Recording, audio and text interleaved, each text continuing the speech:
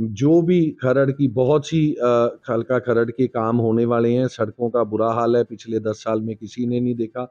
और सिटीज़ का डेवलपमेंट का बुरा हाल है। वो हम सभी तगड़े होके इस हल्के की नुहार बदलेंगे। भगवान करे कि हमारी पार्टी पावर में आए पंजाब में, और हम, क्योंकि हमारी एक त्रासदी है कि पिछले 10 साल से बाहर का कोई ना कोई आके यहाँ पे एमएलए बनता है। तो जो वो लोकल में एक अपनत्व होती है, एक भाईचारा होता है, एक पर्सनल मजबूत बॉन्डिंग होती है, वो मिसिंग हो जाती है और बाद में कॉन्स्टिट्यूएंसी इग्नोर हो जाती है। यही है कि आप लोग ध्यान रखो, कौन आपका अपना है, आपके बीच में से है, उसके साथ चलो। आज हमारे साथ मौजूद हैं विधानसभा क्षेत्र खरड़ से भारतीय किसान कांग्रेस के जनरल सेक्रेटरी गुरप्रताप सिंह पटियाला जी। तो इनके बातचीत करेंगे, इनसे चर्चा करेंगे। बता दें कि गुरप्रताप सिंह पटियाला यहाँ के एक बिजनेसमैन फैमिली से बिलोंग करते हैं और शहीद भगत सिंह कॉलेज के ये चेयरमैन भी हैं, तो वुमेन कॉलेज के चेयरमैन भी हैं। तो संस्थाओं से काफ़ी जुड़े हुए हैं, कुछ धार्मिक संस्थाओं से, सामाजिक संस्थाओं से जुड़े हुए हैं, काफ़ी अरसे से राजनीति का सफ़र तय कर रहे हैं। तो इनसे हम कुछ जानकारी लेंगे, कुछ बातचीत करेंगे, कुछ चर्चा करेंगे। जी नमस्कार पटियाला जी। नमस्कार जी, आपके सभी दर्शकों को प्यार भरी नमस्कार। पटियाला जी, सबसे पहले तो हम ये जानना चाहेंगे कि आप विधानसभा क्षेत्र खरड़ को रिप्रेजेंट करते हैं। यहाँ पर जो आप भारतीय किसान कांग्रेस के पदाधिकारी भी हैं, जो विधानसभा क्षेत्र खरड़ की अगर बात करें, यहाँ पर किसानों का माहौल कैसा है और कांग्रेस के फेवर में है या किस प्रकार से, मतलब आप किस नजरिए से देखते हैं यहाँ के किसानों को लेके बातचीत की जाए तो? बिल्कुल जी, मैं पहले एक आपसे निवेदन करना चाहूँगा। बिज़नेस में मैं आया, मेरा विज़न था बिज़नेस का, but I belong to a farmer family. जी जी मेरा परिवार किसानी से जुड़ा हुआ परिवार है जी। और बिज़नेस से भी जुड़े हुए हैं एज़ वेल। तो हमारा किसानों से हमेशा ही एक नज़दीक का रिश्ता रहा है। जो हमारे खरड़ विधानसभा में 184 गाँव लगभग जो आते हैं, उसमें जितने भी फार्मर्स हैं, उनकी एक जैसी मुश्किलें हैं थ्रू आउट द पंजाब। जी और पिछले दिनों में जैसे जब से एजिटेशंस शुरू हुए, कांग्रेस गवर्नमेंट जब पहले 2022 से पहले थी, वो हमेशा ही हेल्पफुल रही है टू दी फार्मर्स। जी जब चन्नी साहब भी सीएम बने तभी भी, मतलब कभी उनको रोका नहीं गया, रास्ते में घेराव नहीं किया गया, कभी लाठी या पथराव नहीं, किसानों पे कोई ऐसा एक्शन नहीं लिया गया। और जो अभी लेटेस्ट जो किसानों के साथ में हुआ है, वो वाक़ई निंदनीय है कि आप मीटिंग के लिए बुला के और वहीं पे आप उनको सबको अरेस्ट कर लो, और पीछे से जाके धरने को भी जिस फ़ोर्स के साथ उठाया गया है, वो बात को लेके कहीं न कहीं किसानों में मौजूदा जो ruling party of Punjab that is आम आदमी पार्टी और बीजेपी के खिलाफ मन में गुस्सा है, रोष है। पटियाला जी, अगर हम विधानसभा क्षेत्र खरड़ की बात करें, जब हमने लोगों से बातचीत की तो लोगों ने, ज्यादातर लोगों ने हमको ये शिकायत की कि विधानसभा क्षेत्र में भ्रष्टाचार अपनी चरम सीमा पर है। उनका ये कहना है कि जब हम तहसील में जाते हैं या कहीं भी ऐसी जगह जाते हैं तो हमें बहुत भारी भरकम भुगतान करना पड़ता है अपनी रजिस्ट्रियां करवाने के लिए। तो आपकी कांग्रेस पार्टी जनता के साथ क्या इस मुद्दे पर कंधे से कंधा मिलाए खड़ी है? क्या उनकी मदद के लिए तैयार हैं? क्या आप इसको विरोध या कोई प्रदर्शन करने के लिए आप मतलब समझते हैं कि होना चाहिए कोई? देखिए जी, बिल्कुल ये आपकी जो आपका फीडबैक है ये सही है, दुरुस्त है। जब से ये नई सरकार आई है, करप्शन वाज़ ऑलवेज़ देयर, जी इससे भागा नहीं जा सकता। लेकिन जो इन्होंने रेट ऑफ करप्शन कर दिया दैट इज़ टू हाई। बहुत ज़्यादा बढ़ गई है करप्शन, यहाँ तक कि आए दिन वीडियोज़ आती रहती हैं, कभी सरपंच से अगर नया ट्यूबवेल कनेक्शन लगाना है उसके पैसे माँग लिए जाते हैं बिल में से, कभी रजिस्ट्रीज़ के लिए तहसीलों में लोग दुखी हो रहे हैं। तो ये डेफ़िनेटली ये नए सरकार का जो एक लोगों ने सोचा था अच्छा बदलाव, लेकिन ये नीचे की तरफ को जाने लग गए हैं जो इनका ग्राफ है। मैं हमेशा एक चीज़ पूछता हूँ कि एक आदमी है जो पहले से उसका मन और नीयत और पेट भरा हुआ है, और एक भूखा आदमी है, आप दोनों को खाना खिलाने बैठ जाओ तो किसका पेट जल्दी भरेगा? सेम इज़ दी ये ह्यूमन नेचर है। आज जो लोगों को चांस मिला है, उनकी टेंडेंसी ये हो गई कि अपनी जनरेशंस के लिए बस पीछे भरते जाओ, जो कुछ भी आप जोड़ लो। पर ये लोगों का इसमें पंजाब का बहुत बड़ा नुकसान है।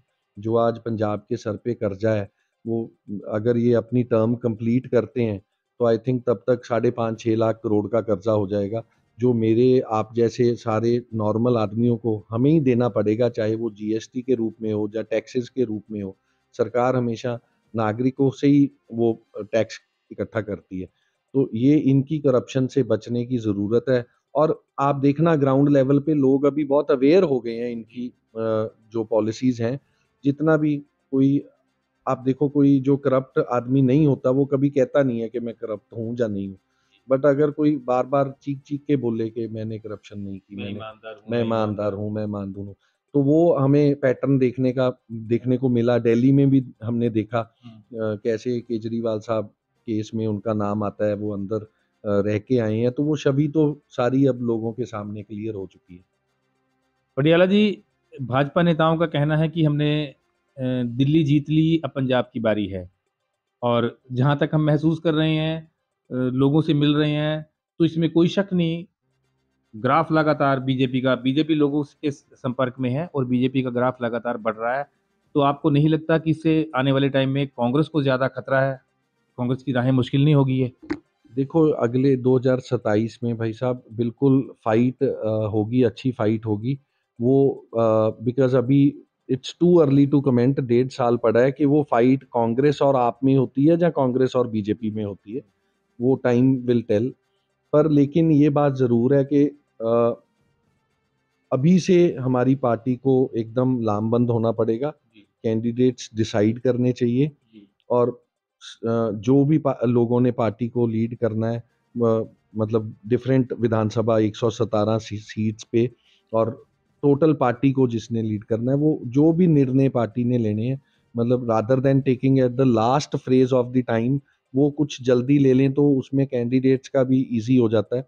और हमारे यहाँ पे अगर हम बात करें तो अ, हर कॉन्स्टिट्यूएंसी में कोई ना कोई चाहवान 1-2 लोग होते हैं जो टिकट की उसमें रेस में रहते जी, हैं। पटियाला जी, मतलब इस विधानसभा क्षेत्र में चर्चा में ये भी नाम आ रहा है कि इस बार, जैसे पिछली बार भी आपने दावेदारी की, इस बार भी आप टिकट के प्रबल दावेदार हैं और आप जनता के बीच में जा भी रहे हैं, काम भी कर रहे हैं लगातार।